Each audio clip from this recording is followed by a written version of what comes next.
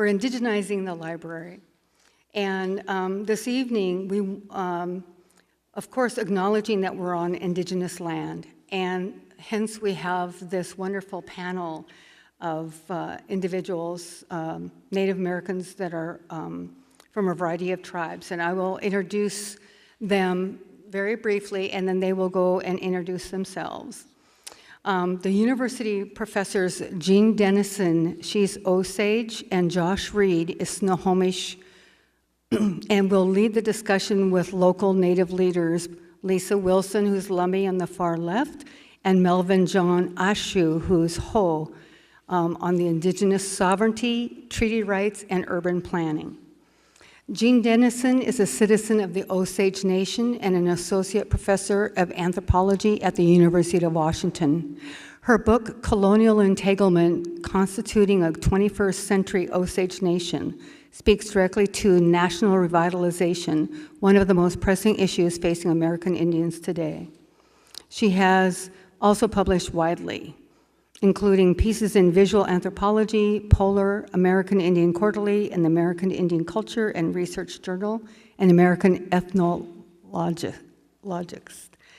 Jean's current research uses grounded ethnographic methods to study various accountability practices as they manifest throughout the current Osage Nation government. The primary goal of her academic endeavor is to explore how Indigenous peoples negotiate and contest the ongoing settler colonial process in areas such as citizenship, governance, and sovereignty. And Josh Reid, born and raised in Washington State, Snohomish, is an associate professor of history and American Indian Studies at the University of Washington. In 2009, he earned his doctorate in history at the University of California, Davis. Yale University Press published his first monograph, The Sea is My Country, The Maritime World of the Macaws, in 2015, in the Henry Rowe Cloud series on American Indians and modernity. It has received awards and acknowledgments from the Organization of American Historians, American Society for Ethnohistory, the Western History Association, and the North American Society for Oceanic History. Dr. Reid currently directs the university's Center for the Study of the Pacific Northwest and edits Emerald and Kathleen Six series on Western history and the biography with the University of Washington Press, and the Rowe Cloud series on American Indians and modernity. He serves on the editorial board of the Pacific Northwest Quarterly and is a distinguished speaker of the Western History Association. Melvinjohn Ashue is of the Shalat people who are part of the Ho Indian tribe and was born and raised on the Ho Reservation. He earned his master's degree in tribal government with Evergreen State College, and he earned his BS in Business Administration from Haskell Indian Nations University. He has served his tribe and community in a wide variety of roles, including ICW caseworker, higher education director, Title VII para-educator, vice chairman, interim executive director, Circles of Care director, at-large council member, and family services director. He is currently the Shalat Government Development CEO and president. Since he was elected to council in 2012, he has focused on his efforts on economic development and gaming, but has also been actively involved in ICWA fishing, natural resources, family services, and many more committees. Has also participated in NCAI, ATNI, and the annual Centennial Accord. Lisa Wilson is a member of the Lummi tribe. She is the ESA manager and policy representative for Lummi Natural Resources. She received her Native Environmental Science degree from the Northwest Indian College. Lisa is passionate about working for her tribe and strives to continue the work of her ancestors in protecting treaty rights.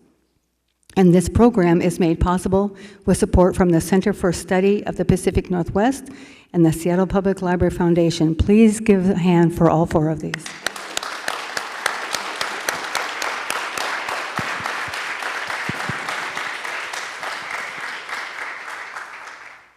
Ave dahe, hudadoin jaji abri, tijo washtake, Nikashi Abri. Thank you so much for those introductions. As she said, my name is Jean Dennison, and I'm a citizen of the Osage Nation and a member of the Gentle Sky Clan of the Osage, and my Osage name roughly translates to the one who goes out and talks with the eagle, but really what they call it is bossy, so it works out pretty well. I'm really excited because of the wonderful group of folks we have together, and mostly, I'm not actually that interested in you all, I just want to sit and talk with these folks, so I hope you guys are okay with that. We put together a couple of just very rough questions today to talk a little bit about just to start getting into some issues and just thinking about what are some of the major issues that are facing Washington State Native folks, and then also I'll be speaking a little bit about some of my experiences with the Osage Nation. My research is with my own nation, and I began, I guess, over 12 years ago, 13 years ago, doing research on our governance. We wrote a constitution, and I was very privileged to get to follow that process closely and be part of that process and write about it.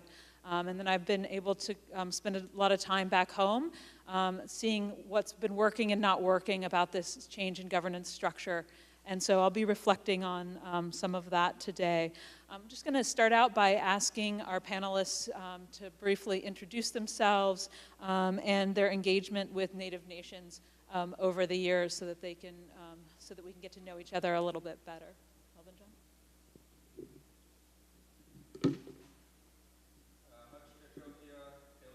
My name is Melvinjohn Ashue.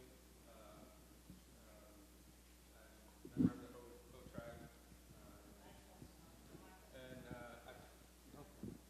tribe. Oh, there we go. And I've most recently, been involved as the vice chairman of the Ho tribe, and have been serving for the last 4 years, going on another 2 years coming up, and as well as working for my tribe for the last 9 years on and off. So. ASIM, Nastalacha, CEM, Sanisnat. My name is Lisa Wilson. I am, as I said, from Lummi Nation. I'm also, my grandfather was from Vancouver Island, so I have, honor both of all of my ancestors. I grew up fishing with my dad a year before the Judge Bolt decision, and my dad educated me on who Judge Bolt was. He actually went in front of Judge Bolt, and so by fishing and learning about the Judge Bolt decision when I was really young, I came full circle of where I am today. And one of those, going to the Northwest Indian College was a very great experience for me because, we started to learn about Billy Frank Jr., and it started questioning me about, who in Lummi were our heroes, who were our Billy Frank Jr. So I started my research at the Northwest Indian College, and for my capstone project, I created a documentary on Lummi, the fishing history of the Lummi people, time immemorial. And so it actually goes through pre-contact, all the court cases leading up to the Judge Bolt decision. So I know that it's not by accident of where I'm at today and what I'm doing, and I just really want to thank everybody for the opportunity for me to speak tonight. Thank you. Okay, let's try that. There we go. So my name is Josh Reid. I am a registered member of the Snohomish Indian tribe, and I'm a historian. So my research agenda largely focuses on indigenous marine space. I look at the relationships, the historical relationships that Native peoples have had with their ocean spaces, which in some ways is a little unusual because so often we are taught that Indian peoples focus on the land, but that also overlooks many of the deep, long historical connections that we have with our waterways and with our marine spaces. One of the other things that's probably relevant, especially with some of my remarks this evening, is that before I went back to school to get my doctorate, I taught middle school for 9 years here in Seattle. 6 years at Asa Mercer on Beacon Hill and 3 years at St. Joe's on Capitol Hill.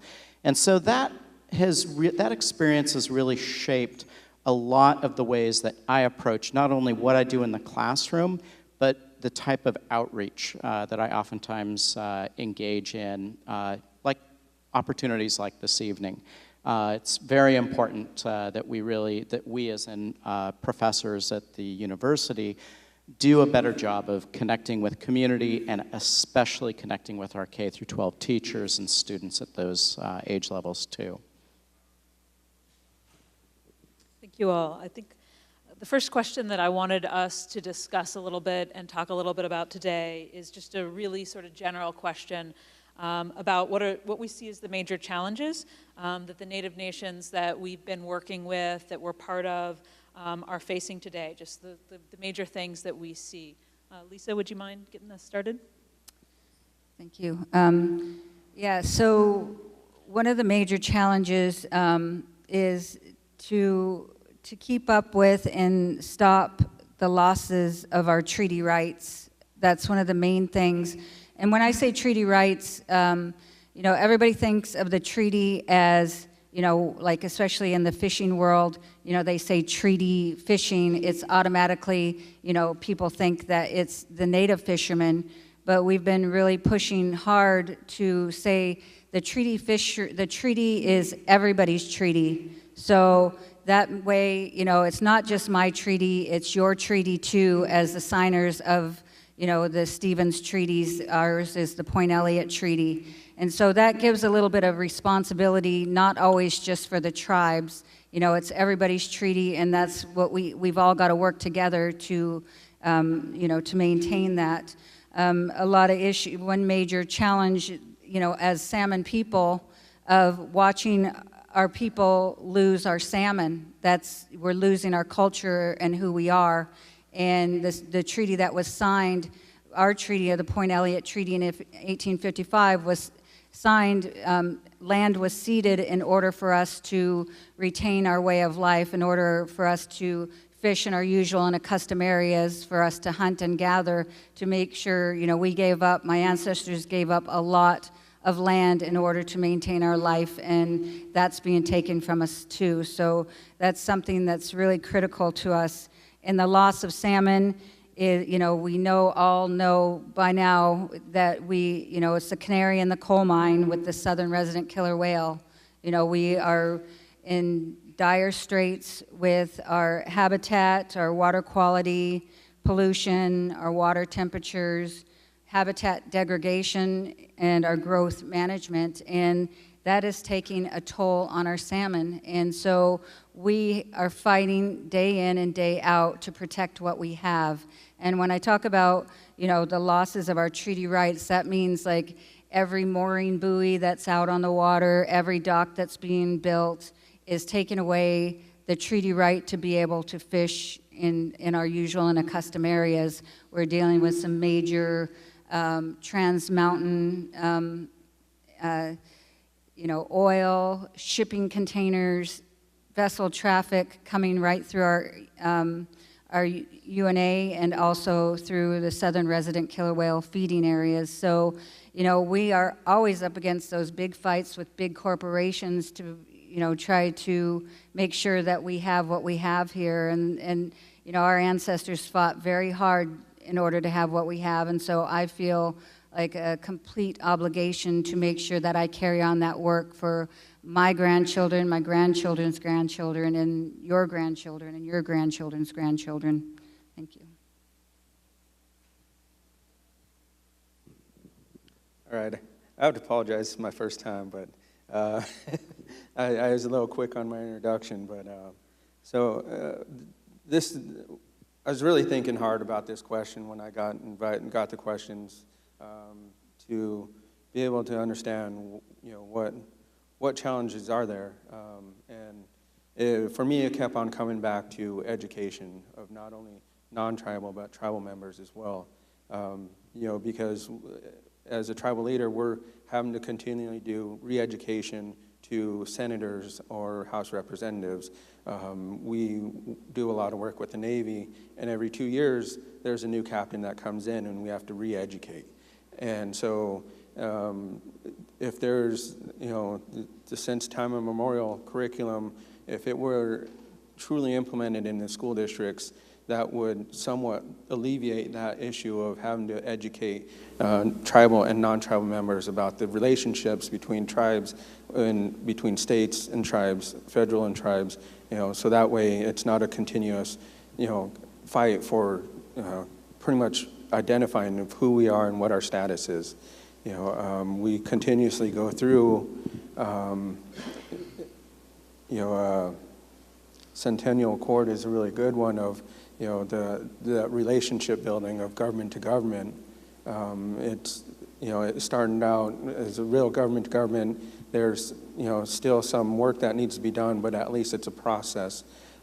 It's fairly amazing when I went to Alaska a few years ago to know that they're actually just now getting into the bolt decision issues of dealing with a lot of the fishing. The bolt decision was 40 years ago, and they're still are just now getting into that. And then the fact that it was just discussed about the relationship that another state had started implementing the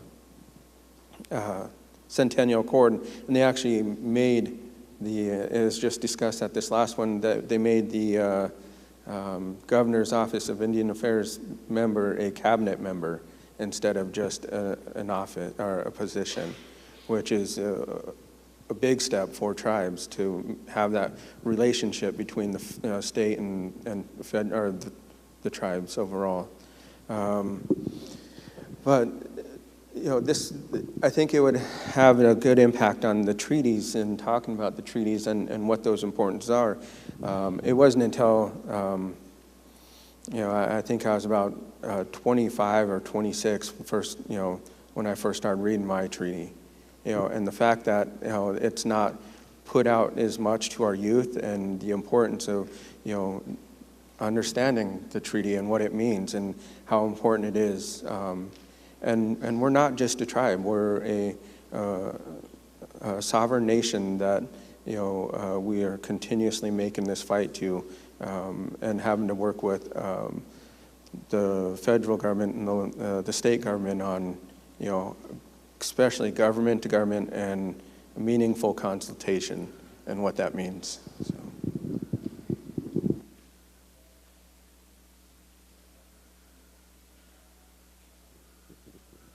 So in thinking about this issue, for me, one of the ways that I've been trying to understand this sort of moment that we're in right now today is thinking about the work that we have to do today, and that you guys are both really well articulating, is trying to understand, how do we build something new that will work in this moment in time, right? And it's obviously building on these treaty relationships and building on these things that we have, but we also need these new structures to help us to think about it. So I think about your economic development board that you all are building, or the kinds of work that you're doing in the environmental stuff. And just thinking about, one of the ways that I've tried to sort of make sense of this, or talk about these kinds of challenges that we have, is as an entanglement, right? So this idea that as we are going through the challenges that have been created by the colonial process, right, by the settlement in these spaces and the displacement of natives, and by having our resources and these other things, having far less access to those, the environmental degradations, these other kinds of things, I see us as very much caught up in or entangled in all of this. And so one of the things that we have in the Osage Nation that is a really, for me, sort of a useful way to think about these problems is something called Osage ribbon work, and this would actually be a nice place for me to be able to show you all and display it on a screen. But this is something that is a beautiful sewed pattern that the Osage have been creating for over 100 years. We're not the only Native nation. Other Native nations in the Plains often do ribbon work patterns. And one of the things that's really interesting to me about this ribbon work is that it's such a huge symbol of who the Osage are today. And for people that know Plains Indian tribes, you can distinguishedly tell, okay, that's Osage ribbon work, that's Oto ribbon work, or there's these ideas around this. And one of the things that's so interesting about this is it's this process of taking something, the tools, right? This is obviously, it was silk and threads and needles and all of these things that came from the French, but we took it and we took these kinds of problems and these kinds of challenges that we've had, and we tried to turn it into something that was both beautiful and uniquely our own. Right? And so this is, to me, what is very much in this moment of trying to think through the situation that we're currently in.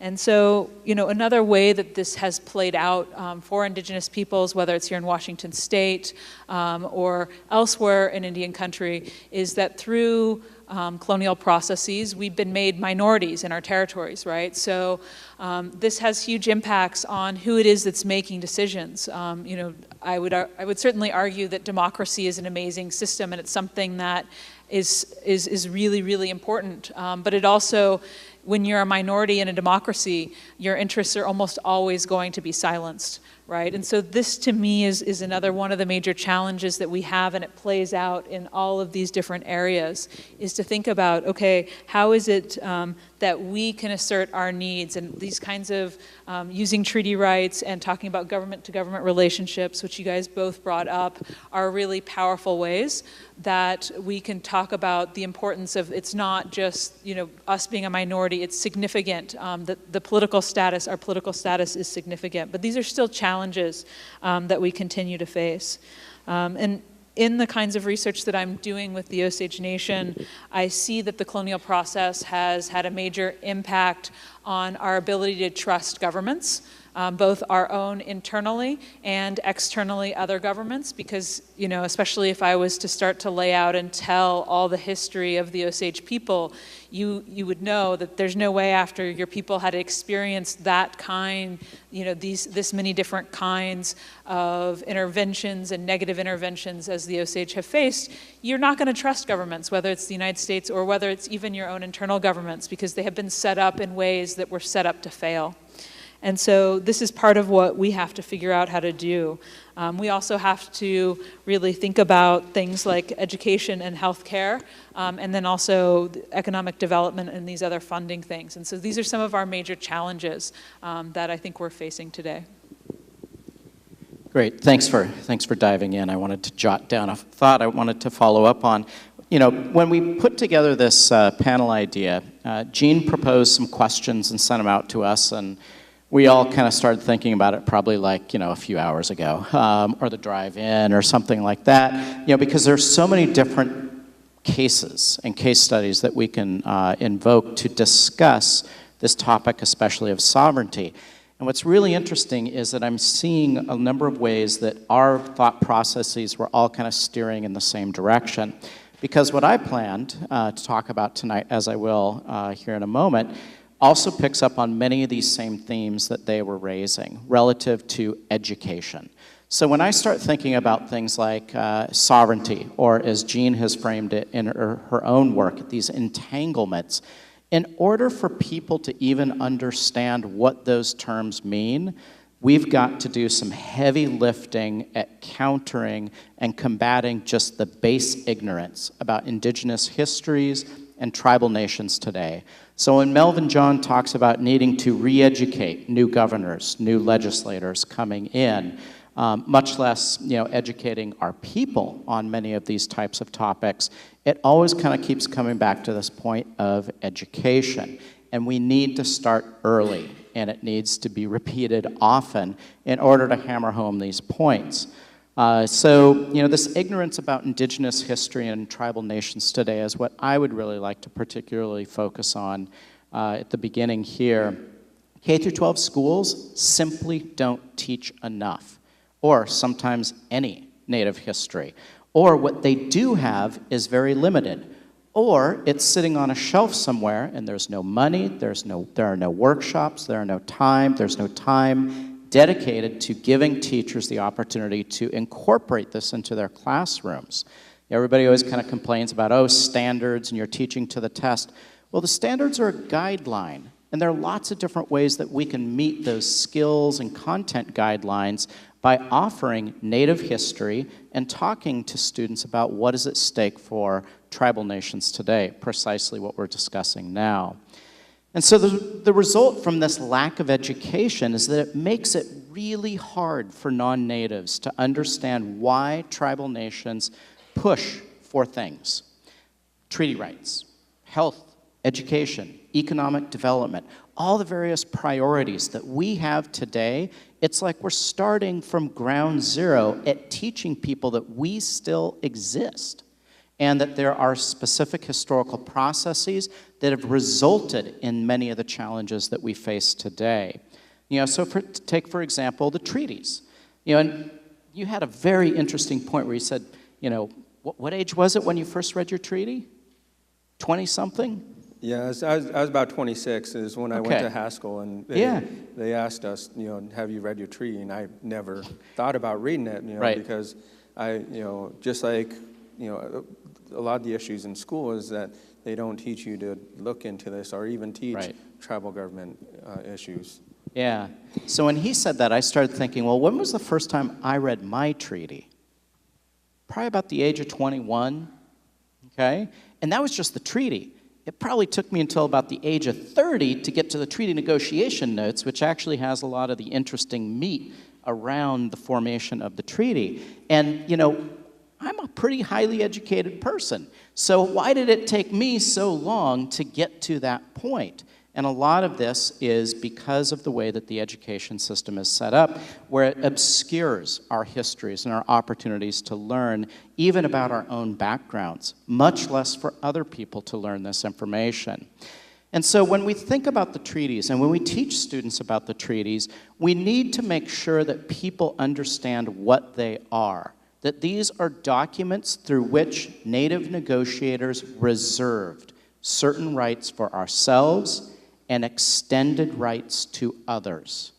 These were not gifts from the government. These are not special rights that just kind of coalesced in some way. These were specific actions that our ancestors took to reserve these rights for ourselves in perpetuity. And that's what you need to teach students about things like, say, the Stevens Treaties of 1854 and 55. Because if people understood the nature of these treaties, they would be less inclined to complain about these special rights that Native peoples enjoy, if they knew that these were rights that we reserved for ourselves.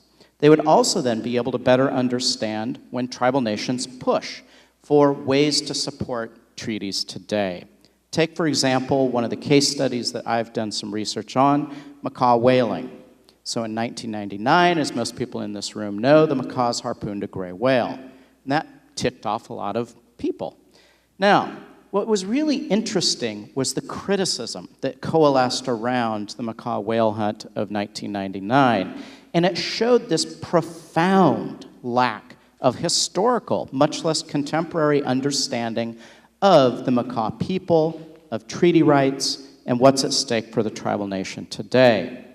Take, for example, the criticism that, the macaws are not living in harmony with their environment when they go out and harpoon a whale. Well, this is based on that old stereotype of the ecological Indian. Whaling is how macaws live in harmony with the environment. They do this by honoring the gift of the whale. And where are students going to learn this if they don't even hear about things like treaty rights, much less Native history? Another common criticism is that the Japanese put macaws up to whaling.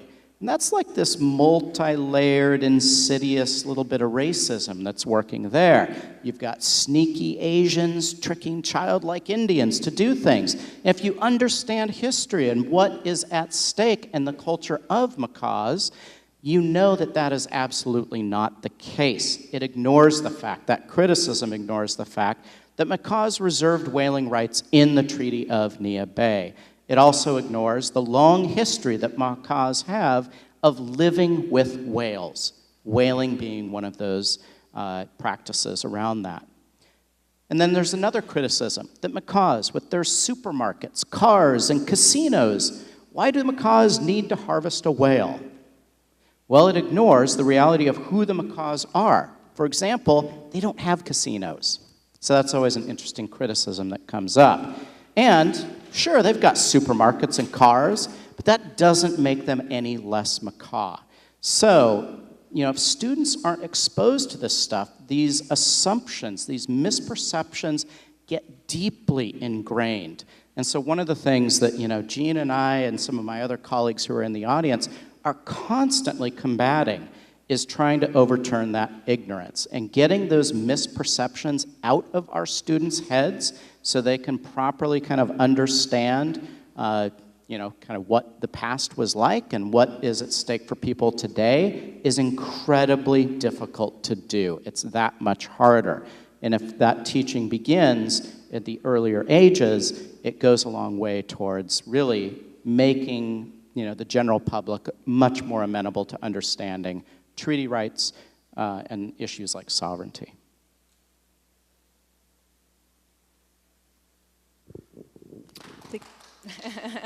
Thank you so much, everyone. Melvinjohn, would you like to start us out with the next next question that we have, which is just asking our participants to tell a story of success from your experiences, reflecting on the insight that it provides us. All right, and I kind of took this as like success within our tribe, the Hoh tribe, and knowing that it's been a real issue of education and educating our people. In the last 10 years, we really did a lot of pushing towards higher education, whether it be trade or college. When I moved back from high school, there was only about maybe 3 or 4 members with a degree. And so within the last 10 years, I was just kind of sitting down and going over. We actually have tripled the amount of degrees, and I'm one of 2 that has a master's within our tribal nation. And then the same with trade. We have about 4 members that have obtained trades since 2009.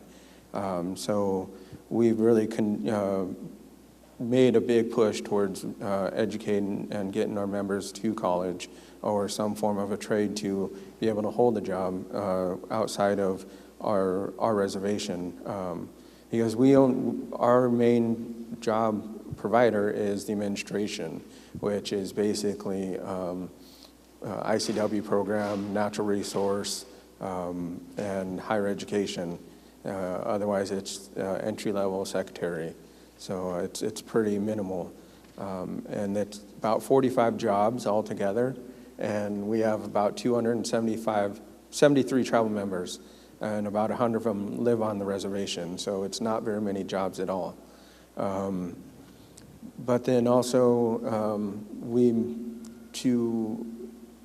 do get per capitas. And that has been a decline or a negative impact on our tribal members because a lot of our youth think that once they get these per capitas, they are going to be rich and they don't need to work. And 3 months later, they find out that's not true. So we, in the last 3 years, have been doing a per capita distribution ordinance that basically says if you don't graduate, you will not get 20% until you turn 24. And then beyond that, if you continue not to graduate or get a GED, you'll get the 30% when you turn 26, and then the rest of it when you turn 30. And we had quite a few negative calls about it because of students, our youth, when they turn 18, not getting that money. But we actually had a few people who came in and said, thank you, because we do have quite a few tribal members who did turn 18 where they had a new group of friends that came out and was like, we're here to help take care of you, but it was more for the money. And then not only that, the amount of our dropout rate before this was about 75%. So it was pretty high. And if we were going to continue to send anybody to trade or college, they would still have to get their GED or high school diploma first. So that was a really good positive thing for us to get this passed. It was a lot of hard work in the last 4 years, but I think once the positive was seen out of this, it was really beneficial to our youth, as well as being able to make sure that they were being taken care of, because I think it was really hard on our youth to make that decision. What am I going to do with all this money, as well as how am I going to deal with all my new friends? So, but overall, just real quick, I wanted to touch back. You mentioned something about given these rights, and it's kind of funny reading our Constitution and our preamble, which is a pretty, cookie cutter IRA Constitution. It does say in there, we will exercise the rights given to us by the federal government. And it's just ridiculous that, that it's in there. We are actually in the process of doing a constitutional amendment, overall, to be able to, take out the BIA, not take them out, but take them out of the context of approval, and then also, adding a judiciary branch into there to protect enrollment, because that's, another issue that, we've seen throughout Indian country is, the protection of enrollment, as well as making sure the judiciary stays there in place to protect our people. So.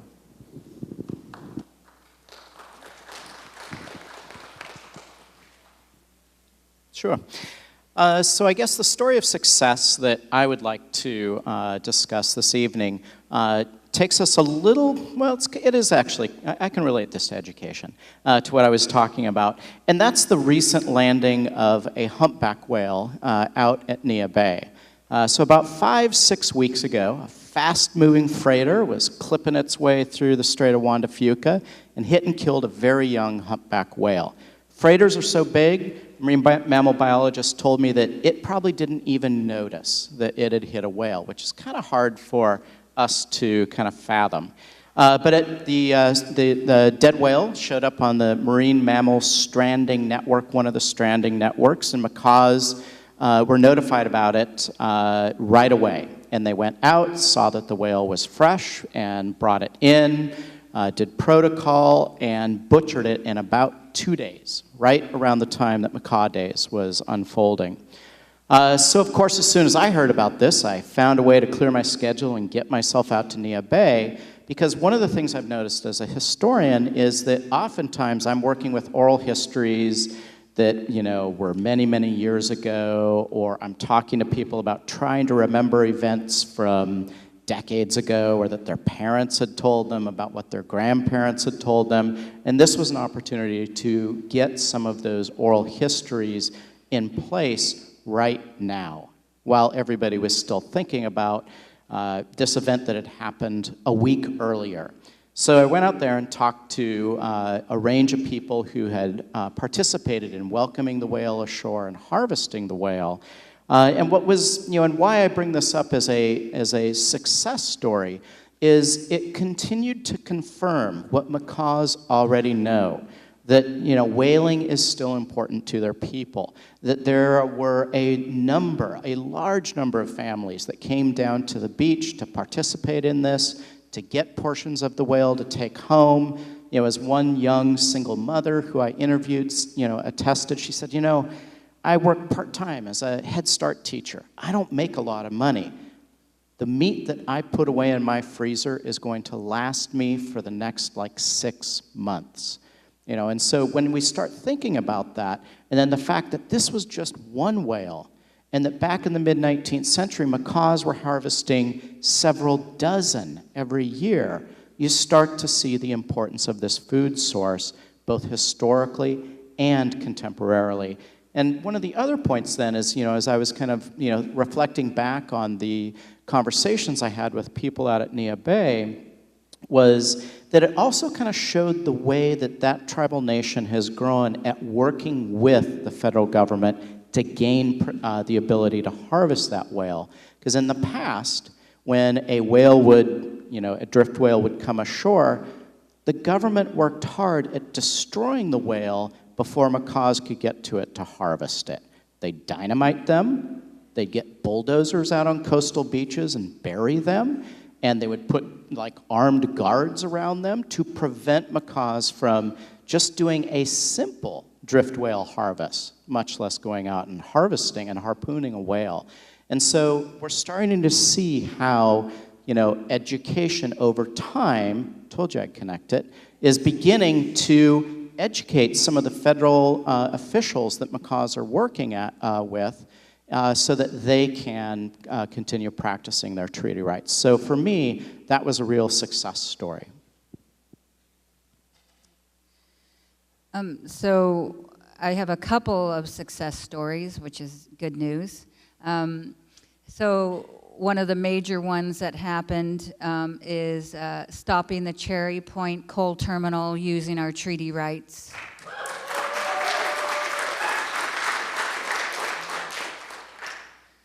Another success story, which was actually started out as a disaster or catastrophe, was the Atlantic salmon spill off of Cypress Island.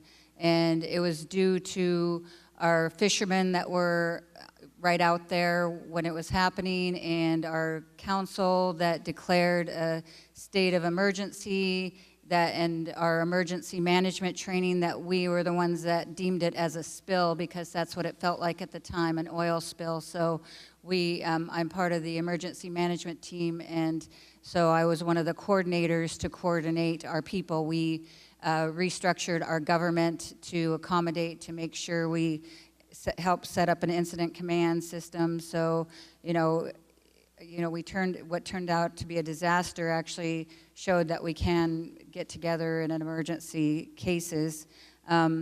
So another one is, just most recently is, it was a devastation to lose Scarlet, the killer whale, but we were out there trying to feed the killer whale, and even though we didn't succeed at actually saving her, we did succeed of working together with NOAA and WDF&W to collaborate as co-managers, as stewards, as humans, to save this whale. And so we are looking at other avenues for the future, and that leads me into talking about our hatcheries, because hatcheries were put in place 100 years ago as mitigation for the dams, and they were deemed a treaty fish in 1985. And so we depend on our hatcheries, and we started thinking, about 5 years ago about, our people are losing our fish. And since the 80s, they've cut the production funding, they've cut, and also through ESA, which was supposed to help us, is not helping us. And so our council passed a resolution that we are going to work on getting back to our mid-80s levels, because, obviously we have a connection with the killer whale, but it's just very sad when we weren't thought of before the killer whale situation happened. So it does feel like a bit of a slap in the face, but also we also want to use this as a really big message, that we were not lying, we are in trouble, and we do need our fish. So, getting back to, we started working a coalition with sports fishermen, which is unheard of because, as you said, the different profiling and all that we always hear our dam nets across the river, and that's something that, people don't realize that, we've been managing these stocks for a lot of years, and we have a complicated management system that is co-manager on each side of the treaty, WDF&W, and we do manage we split the fish. Like literally, macaw is out in the marine waters, we're in the terminal, and we are giving up a fish so that macaw can have a fish, and we are, sports fishermen can have a fish. And so we started this coalition that it's not you against me, and we're not going to let them pit us against each other. So we started working together a few years ago. And this last year in the North of Falcon process, it was the first time that we didn't hear it was our nets across the river. It was more like, yeah, it's the habitat, it's the water quality, it's the growth management, it's not, and so, I'm not saying that everything is rosy but I am saying that we've come a long way in that situation. So, those are the little victories that we have to really recognize and appreciate. So, yeah, I think we're being pretty successful in what we're dealing with today. So, thank you. So I'll talk a little bit about in the Osage Nation context. So this is in northwestern Oklahoma where the Osage Nation is situated. And in 1906, we had a 1.5 million acre reservation. This continues to be our territory. And but what happened over the period of time is that because this land was allotted, it was only allotted to Osage people, but there's a whole host of, as I've been using the word, colonial processes that have happened to make sure that we're no longer a majority population on this land. So part of this was things that you hear about in terms of people losing their lands for taxes, or in this context, you could sell a certain percentage of your lands. But also there were murders, and there's a pretty well-known bestseller out called Killers of the Flower Moon that tells the story to some extent, but it's a very devastating story of terror that happened in the Osage Nation, scaring people off their lands and murdering Osages and taking lands. So this is part of the legacy that we have today. And so one of the things that was really exciting that happened while I got to be home doing research in, I believe it was 2015, was that we were able to buy back 43,000 acres of this territory. We actually bought it back from Ted Turner. He had a bison ranch there, and so it was really amazing to see our government come together and be able to all decide that we needed to put our funds into this, that we needed to make sure that we were the top bidder, that we needed to create a structure to be able to manage this land. And of course, anytime you're fighting over who's going to control things and money's to be spent, there's lots of tensions that come up.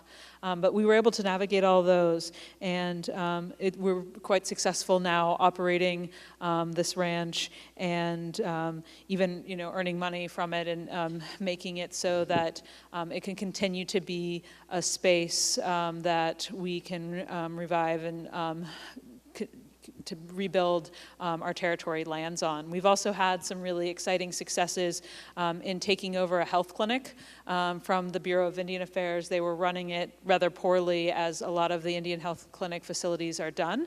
And we were able to take it over and are slowly making improvements in it to create far better standards of care, and particularly having the diabetes people work with the other health prevention, so that the kinds of services that are offering are really integrated, and working with social services as well, because we know that our social services and our health services are all very integrated. And so these are two of the kinds of successes that are really exciting. One thing that is hopefully up and coming is that we're in the process of creating our own language immersion school. We've got through first grade right now, and so this is something else that's really exciting that's happening in the Osage. So the next question that we wanted to offer for you all to think through, which is this idea of what would you like to see in the future? And so just thinking about what needs to shift or to change to make that possible. So who hasn't gone first? I don't know. You want to go ahead? Yeah, go ahead. Okay. So obviously, I've set this up. I believe that there needs to be better support for education about Indigenous history and contemporary tribal nations.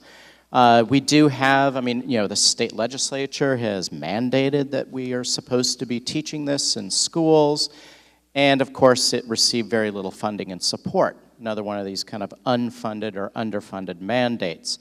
The since time immemorial curriculum is a nice starting point, but one of the complaints, or not, maybe I should even hesitate to call it a complaint, but one of the challenges with that curriculum is that you have a diverse range of Indigenous peoples in Washington State. And so, of course, as educators, we all know that we need to pick and choose what we cover, how much depth and detail we go into it. And I know that a number of the coastal tribes in Washington State feel that since time immemorial doesn't do a very good job of covering many of our needs, our challenges, and our histories. So that's not unusual when you see these types of kind of education initiatives move forward. It's just scratching the surface. And so more needs to be done with that. And then just kind of thinking big picture, one of the other pieces that I think really needs to fall into place so that we can continue realizing some of these initial successes as we've begun to outline them is that the U.S. government just simply needs to honor the treaties. That would be the simplest starting point. You know, and earlier today I was discussing with one of my students in one of my classes. He was asking, so what does decolonization look like for tribal nations? Do all the settlers need to pack their stuff up and go home? What about people who have a whole variety of different heritages? You know, how does this play out? And my answer to him was, well, a good starting point is to honor the treaties that the United States already negotiated and signed with Native peoples. So if even that alone were done, that goes a long way towards, honoring those rights that our ancestors reserved for ourselves. Thank you. I just, for me, in terms of thinking through this idea of the future, I've really have to follow the lead of what the conversations have been in the Osage Nation. And interestingly, in our context, in spending a lot of time, many, many hours in meetings with the Osage Nation and listening to our elected officials and our employees, it was fascinating to me how again and again I kept hearing this word accountability. And of course I sort of shuddered and wanted to not, this is a term that, when you hear it, your brain wants to turn off. And so you guys have probably already clicked the switch, and so you're good. But to me, I was really trying to figure out, what does this mean in the Osage context? Because it doesn't always seem to mean the same kinds of processes of, making sure that an employee shows up on time, or, these kinds of narratives. And so I had a really interesting conversation with one of my Osage elders, Eddie Red Eagle, and I asked him, I said, what do you make of all these conversations about accountability that we're constantly having? And he said that he understood it through an Osage concept of wahoi.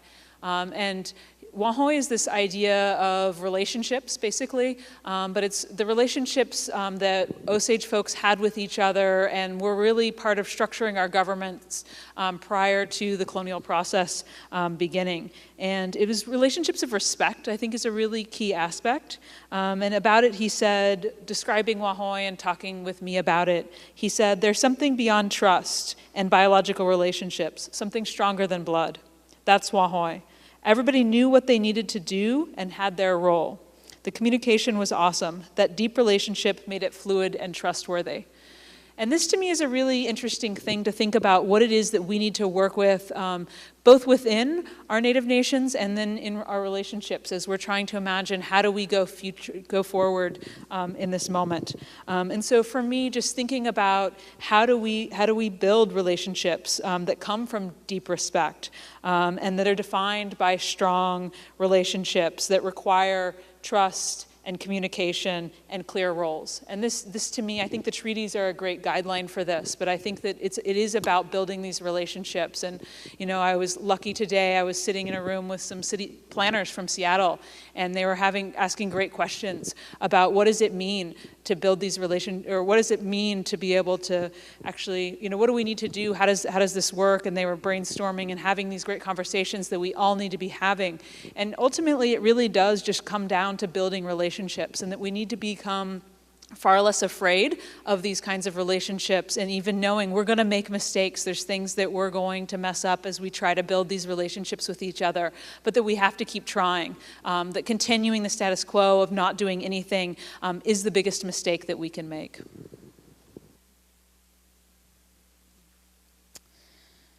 So the future is kind of been mentioned before, about the education.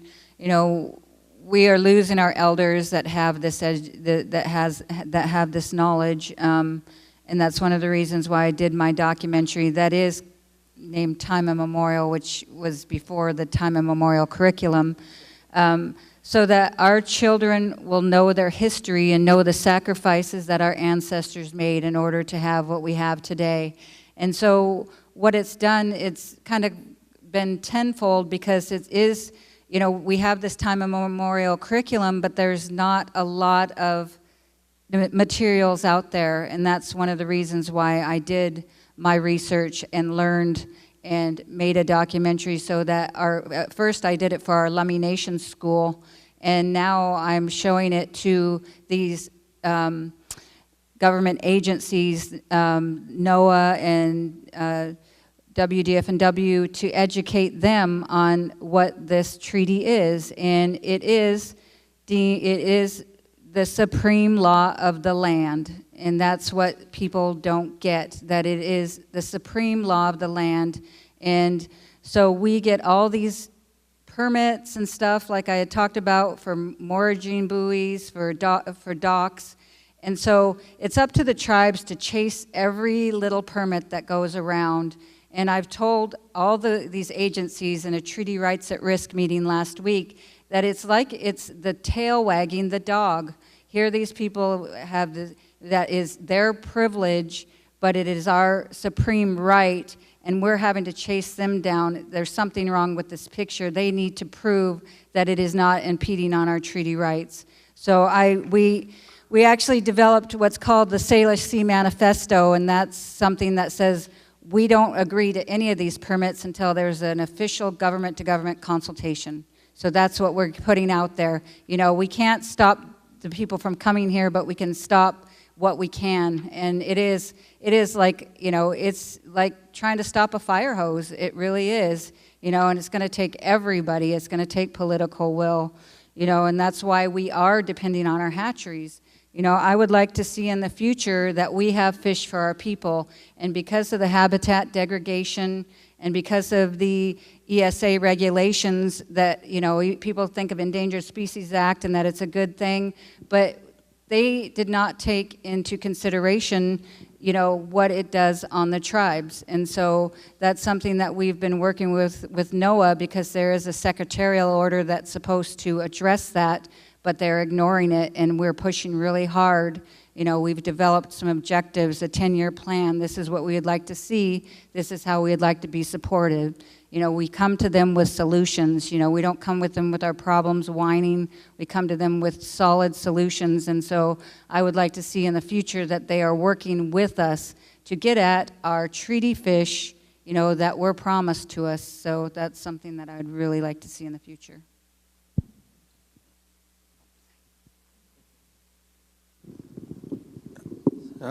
So I did have since time memorial implemented in schools, because I do think that's at least a good start, because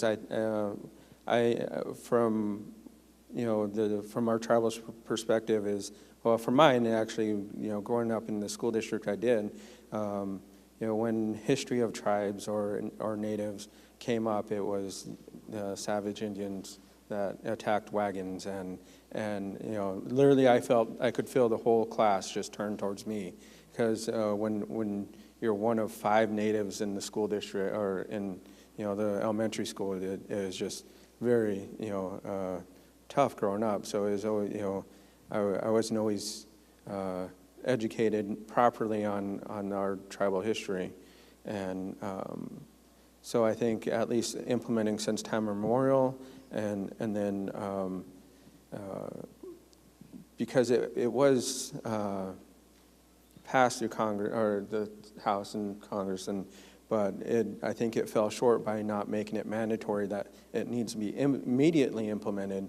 Instead, it's when you update your social studies program, because a lot of the schools have been waiting and just to not implement this, just so that way they didn't have to put it into their program, is waiting as long as they had to before they really needed to make that decision. And it's just the fact you're going to hold off just so you don't have to put this in here. And the curriculum's already done. It's online. It's laid out. I don't think it's going to take any more. I myself, have went through it. I think up to the 3rd grade just to see what it was like, and it literally is a videos, questions to ask, and some comments. But within the school district, it's also the teaching of Thanksgiving. It needs to be corrected. When I used to work for the school district, and this was 2013, 2012. There's a group of class that walked by and they had cut out feathers and bonnets, so the fact that this is still happening. And then the same thing with totem pole toilet paper rolls, and it's like that's an actual thing. So and I did obviously make a complaint to the school district that this was not okay. This is not something that should be happening, because this is a very narrow aspect or idea of what Native people are. And it's kind of like the Hollywood idea that we all live in teepees, that we all we're all from the plains, we all rode horses. Horses wouldn't make sense on the coast here. So I mean, you'd end up with a branch in the eye or something before. So. But even the living quarters are how people lived. In our community, we lived in longhouses. Our families did. So we are family-dwelling people. So, in a way, I kind of brought this up to our some of our elders just to see what their thoughts are. But, even us living in individual homes is a form of decolonization, or of colonization for us, because we are now looking at ourselves as this is my property, this is my home, whereas before we used to live in a community together all in one place. So it's very tough to kind of get that, how are we cohesive and together if we're segregating ourselves from each other, and how we live and how we even communicate or come together, even with technology, is even put a bigger divide, because the involvement from our youth is even there less, because now you have game systems, internet, the possibility of just hanging out at home and playing instead of going to drum group or dance practices with the elders. And but it's also good because you have that community. A lot of our elders don't live within the reservation. So you have the opportunity to connect with the elders, to teach language, teach what they know. And my grandma lives about 3 hours from me, so I've been trying to get on her and be like, Grandma, do some online videos so that way I can learn to weave and teach my daughter, teach my son. And every morning is our language. I think is the most important part of what needs to be taught in schools. I actually talked to the OSPI director, Russ, I believe his name's, I'm sorry, but about the important, because within the kindergarten grade level, it's a requirement to learn a second language. And I found out my kids are being taught Spanish. Not that there's anything wrong with that, but if there's an opportunity to learn a second language, my kids should be learning their own language within the school district. So I think that's the most important part. Even working with my son's teachers, they were kind of concerned. They said he doesn't say good morning to anybody. Everybody says good morning. He will not say it to him. I said, because he doesn't know good morning. Every morning I wake up to him, I say, Hutch Ch'e. That's good morning in our language. So I tell him every morning, Hutch Ch'e.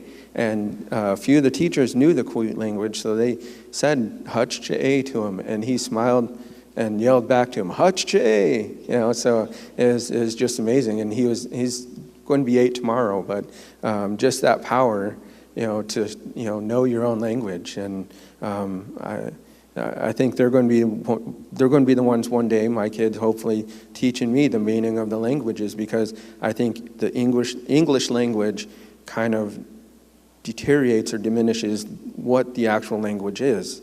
Because, you know, when I say "Halo Shalat," you know, it's translated to something different than what it actually means. You know, over time, it's like, I am of the river. I am from the river. That's my location to the whole river. And that's how I connect myself back home, is by saying, I am of the river, and I am called Ha'aim. Kualo'ole. I'm still learning, but I mean, I think one day they'll be the ones teaching me, no, Dad, this is the actual meaning of it, because the language translated into English has just changed so much. So. Moksha, Senkwaki, Michu Petra, Witsikwakli Kwakli, Hopi, Hanuyu, Machika, Ethiopian. Good evening. My name is Witsikwakli Kwakli. I'm from the Hopi Nation. I am Hanuyu Valley Clan. I am a Chica and Ethiopian. So it's a great honor and a pleasure to have you all here. So something I've been thinking about, and especially when I'm working with my students that are in the college level, there's only, you kept re-emphasizing, and I see like in the literature and within my own experience and other friends that are also indigenous or native, we're always finding to not just navigate both or 3 worlds, but we're always having to educate. We educate ourselves, we educate our community, we educate the colonizers in this colonized settlement. So something I'm kind of curious about is, there's only so many of us that can educate, especially when we reach that higher level, right? Like the master level and the doctoral level, there's only 0.04%. So we have all these things that these initiatives to decolonize. And sometimes that word in itself is too scary for people because they think that we're gonna come back and like, go. So something I've been thinking about, and my students have been bringing up, is the aspect of peacefully coexisting in this settlement or compromising in this settlement. And Linda T. Smith talks about how you learn to coexist, but then how do the colonizers then, once they're enlightened, how do they work with Native people to begin decolonizing, right? Do you feel that there's a way that should be done to kind of mediate for this disease that they brought more than 500 years and it's still ongoing? Do we have to coexist? And what do they have to learn, the colonizers who are colonized settlers on our land, to make this happen, to begin healing the trauma for our future generations? Hi, thanks so much for sharing. I was wondering if you could talk a little bit about treaty rights for hunting and gathering. We've talked about fishing, but I was curious about the challenges that the tribes in the Northwest are facing in exercising treaty rights on land. And I'd be interested to hear any more that you'd be able to share about compatibilities and incompatibilities between the interests of the tribes and the interests of environmentalist movements. So I think one from the Ho tribe's perspective on decolonization, we've been really looking at finding a way of recognizing who we are, and what our position is. The IRA, the Constitution, that was really something implemented in 60s, or 60s, 34. It was IRA 60s, 34. And so the government structure that we're currently under is something fairly new for us. I mean, and because we're so oral, our history, is trying to figure out what was our status before? How did we operate before that? My grandmother is, 62, 63, and she's one of the elders of our community. So, that's only in, 50s. I don't want to say too much, but sorry, Grandma, but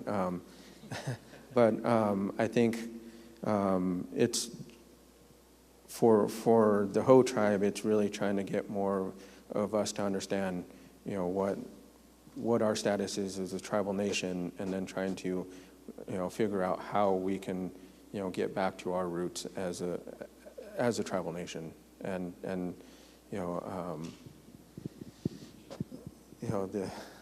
I kind of had this discussion with one of our non-tribal members, our non-tribal classmates about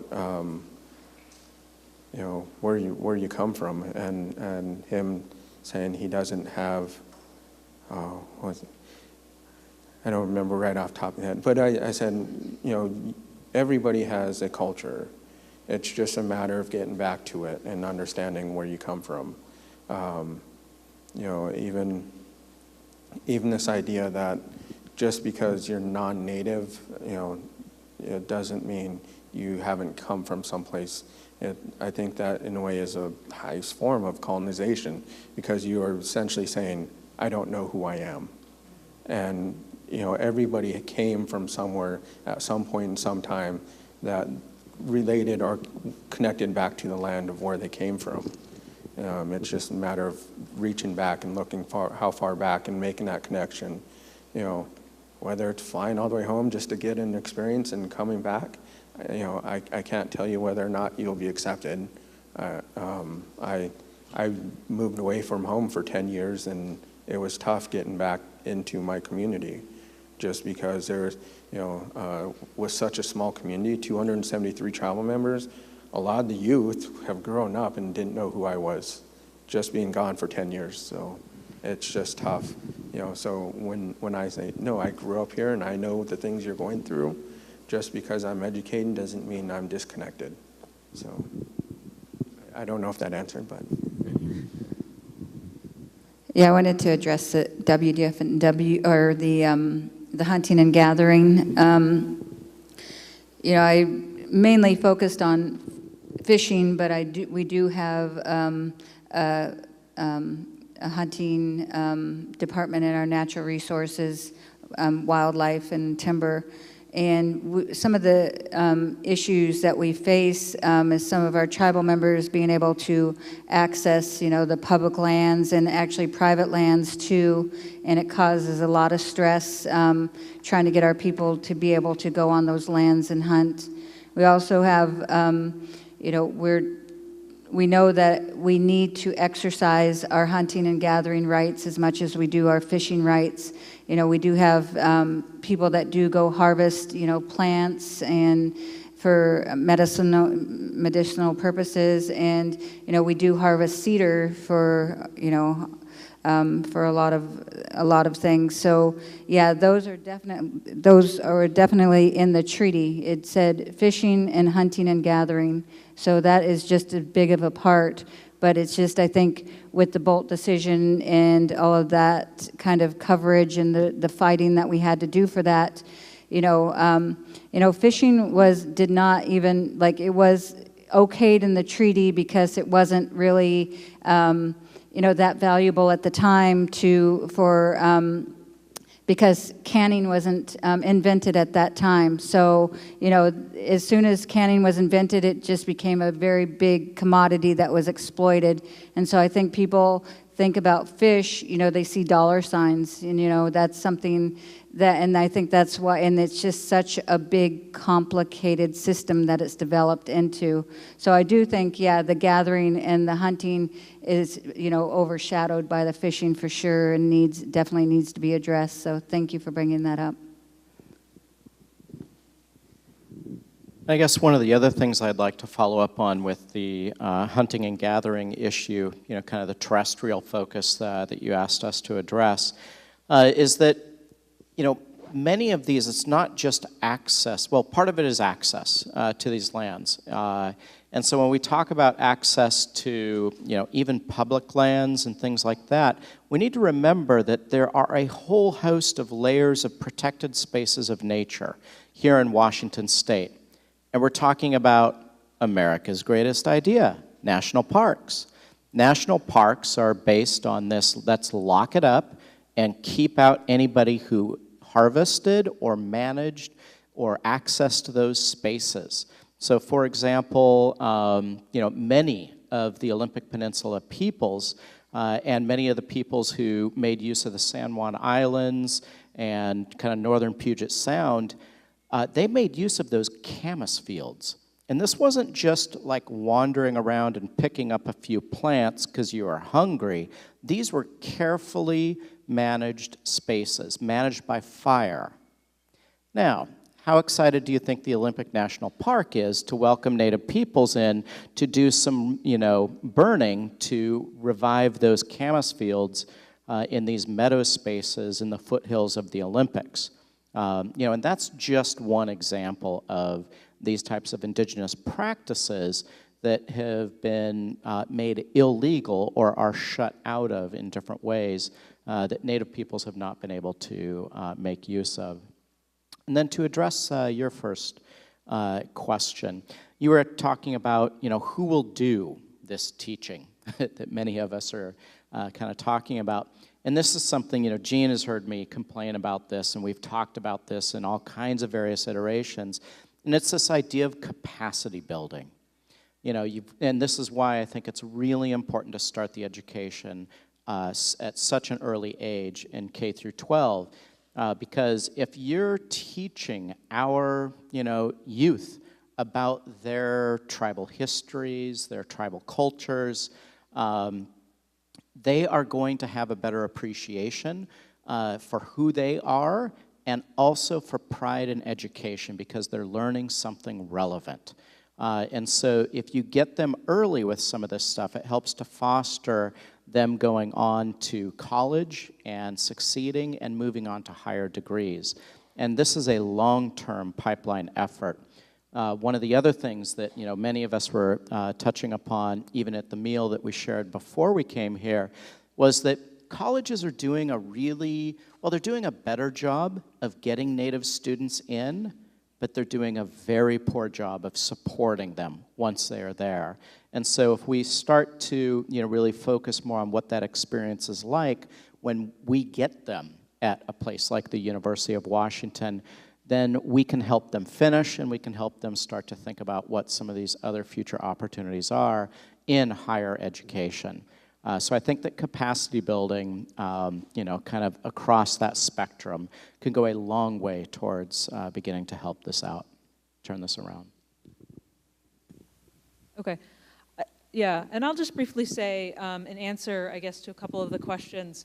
Part of the problem that gets set up, whether it's with environmentalists or, one of the, I guess, reflecting on the environmentalist question too, I think one of the reasons why this becomes a tension, and Josh was really touching on this, is that too often environmentalist movements have this assumption that nature should just be this thing that is totally left alone and is not managed, and that's what nature means, or that's what nature looks like.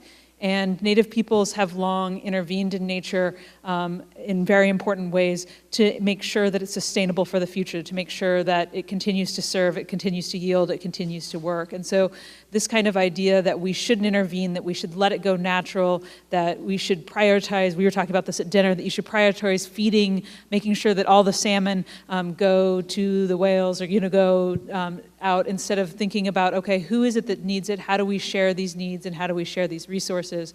And this also sort of, I guess, to touch on your question in terms of thinking about what decolonizing means, at least for me, to answer this kind of question and thinking about it, to me this means that every one of us in this room takes responsibility for doing this kind of work, right? Just because you're not Native doesn't mean, again, like you were saying, these treaties are all of our treaties, right? We're all signers of this treaty in this sense. We all have this responsibility, and just figuring out what is the work that you can do from your position to go out and to make sure that Indigenous peoples are being consulted, to make sure that we're shifting or changing these spaces to support education, to support these other kinds of initiatives. I'm Colville, which that's one of the problems, is you will recognize me as Colville. That's a lie that's been imprinted on you guys. We are Silks. We are a Silks nation. So even when we describe ourselves, we have to tell you the lie that what you've been told before we can introduce who we are. We've lost our languages. I'm a frontliner. I've been to Standing Rock. I've closed my practice to be able to fight for our rights. I'm on trial now for occupying the Capitol, fighting for the waters, fighting for the whales, fighting for the salmon since January, before Governor Inslee he implemented the Southern Resident Killer Whale Task Force. So these are the types of situations that our nations are in. We have professions, we have businesses. I was a business owner. I closed my practice to be able to fight because of the situations that my people are in. My kids are all in college, they're all college graduates, they're all doing their thing. They are more assimilated than I was. I am still unassimilating myself to fight for the rights of my people. I'm not enrolled, the blood quantum is a problem. Everybody, they try to divide us within our own people, making us say you're different, you're less than me, and we're all the same, we're all related. One of the issues is we treat things as if they're not relations. Every single one of us is water. We're made of water. Every structure that we live in, the wood that's there to build the structure, if it's a brick, you need water to form that brick. If it's steel, you need water to cool that metal, to work with it. We are water. We need to stop recognizing things as being separate when we're all connected. That's the issues that we're dealing with. It's not that we're ignorant, that we're stupid. We have to be smarter, more resilient, and stronger just to be seen as equal. And when you're equal, they will still belittle you in court until you prove that you know what you're talking about in your history. Before they even acknowledge you, before they even start to talk to you as an equal, they're gonna belittle you, and then you have to show who you are. That's not a question, that's just part of the problems that we're facing. Hello, this question is, I think, directed at Lisa, but I would love, obviously, input from everybody. Lisa, you mentioned that you were working with a sports fishing organization, and obviously we have a lot of issues in the Northwest between sea lions and killer whales and ecosystem that's out of whack. What do you think the future of working with sports fishermen looks like, and maybe what are some of the elements that made this partnership or alliance effective?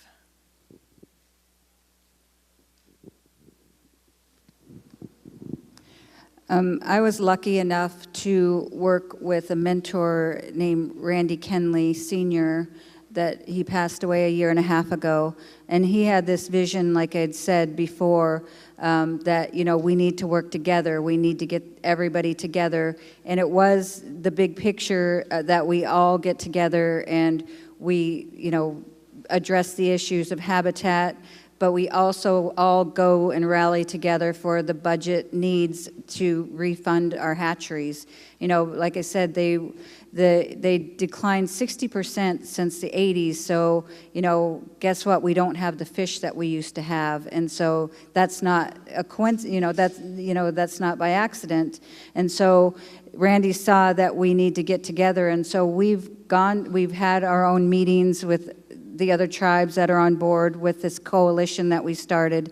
And so we also support each other. We've gone to the governor together. So, it's a big thing when you go together, that it shows that you're willing to work together, that they want to help you more instead of, be the referee and fighting and trying to pick sides or anything like that. When they see you collaborated, same thing that we've been trying to do with the dairy farmers. We've tried to do a Portage Bay partnership. They've been polluting our rivers and our shellfish beds are closed down, and so, we've, instead of going to court, which we don't believe it or not, we don't love going to court, but it is something that is showing that we're trying to work together. And so right now, I get different Puget Sound, or the Puget Sound Anglers Association, and there's a couple of other different groups. And so in the Southern Resident Killer Whale Forum,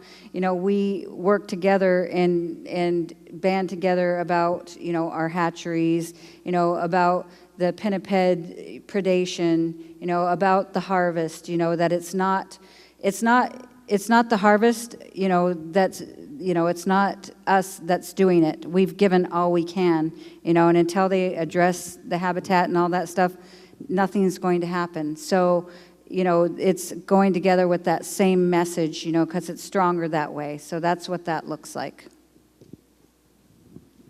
Any final words? So for the Hoh tribe, we've been really working, to address the Navy, and because you can go on the Northwest Testing and Training website for the Navy, and their estimated take for all fish and whales and mammals is, just for their Northwest training area, is a little over 2 million take, anything from disturbing to actually killing. And then for the whole, from Alaska down to mid-California, their whole take is a little over 12 million. So, and that's, a pretty big impact, 12 million. And it is whales, it is fish, it is, seals and sea lions. And when we have, we used to harvest, seals and sea lions, and, when we, talked about it or brought it up, and it was, no, we can't do that. And it's like, yeah, but the Navy has this take, like, so much more than we would have. Our impact would be minimal compared to what they have, but I think it's just overall getting in, everybody on the same page about dealing with this, is that accepting, I'm not against the Navy. I understand they're there to protect us, but they still need to have some accountability to what they're doing. And if they're not going to be accountable to that, contribute to the hatcheries, contribute to the education of our youth, contribute to in some other forms. I mean, because Hoh tribe, we're like I said, we're small. We're not going to be able to take down the Navy. We're not going to be able to take that on. I mean, but at least, contribute to the impact. So I think overall, the relationship between tribes and sports fishermen, if they realize we're trying to protect the fish, and us protecting the fish means that there's going to be fish for them as well. Whether it's riparian riprap being done correctly, repairing culverts, as well as, hey, turning in your numbers, in a timely manner. I mean, tribes have 24 hours to turn in their numbers of catch. So I catch it 24 hours later, I have to report to the state, this is what our catch is. The state has 18 months to get back to us with their numbers. That's a big difference on, I mean, here we are, we're working off of numbers that are true and accurate to what our catch is, and then we have to go back to 18 months later to update the state's numbers. It's clearly not fair, and most of it's off of, a 10% quota, like, this is my idea that 10%, I'm only going to count 10% of the tickets that come in and say that's our take. That's like me going, I use this analogy all the time. If I go off of a apple orchard, take a bite off of 100 apples, but only want to be charged for 10 of those apples, that's pretty much what the state's doing. So if they were more accurate on their account and able to be more proactive in being co-managers instead of the way they're doing the process now, I think I think the numbers could be a lot more accurate, and the takes every year could be a lot more better for both sports fishermen and tribal fishermen.